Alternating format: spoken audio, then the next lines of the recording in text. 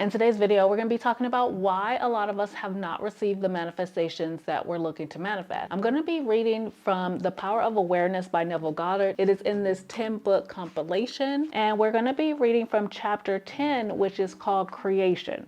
He says, creation is finished. In other words, all that you have ever been or will be exists now. This is what is meant by creation, and the statement that creation is finished means nothing is ever to be created, it is only to be manifested. What is called creativeness is only becoming aware of what already is. The whole of creation exists within you, and it is your destiny to become increasingly aware of its infinite wonders and experience even greater and greater portions of it. If creation is finished and all events are taking place now, the question that springs naturally into the mind is what determines your time track? This is what determines the events which you encounter, and the answer is your concept of yourself. Concepts determine the route that attention follows. Here's a good test to prove this fact.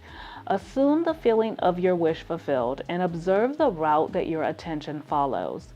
You will observe that as long as you remain faithful to your assumption, so long will your attention be confronted with images clearly related to that assumption. That aligns with Dr. Joe Dispenza's thought-feeling loop. The things that we think about, they make us feel some type of way, and then more thoughts start to come in that reflect those thoughts. For example, if you assume that you have a wonderful business, you'll notice how in your imagination, your attention is focused on incident after incident relating to that assumption. Friends congratulate you, they'll tell you how lucky you are.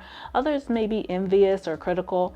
From there, your attention goes to larger offices, bigger bank balances, and many other similarly related events. And this last part we're going to read is key. Persistence in the assumption will result in actually experiencing that which you assume. So that really nails down why we haven't experienced those manifestations just yet. It's because a lot of us get refocused. We start to focus on what we want. We start to focus on those manifestations, but then we refocus our attention on our circumstances. We easily get distracted by our circumstances and start to think along those lines again, when really we just need to stay persistent in our manifestation.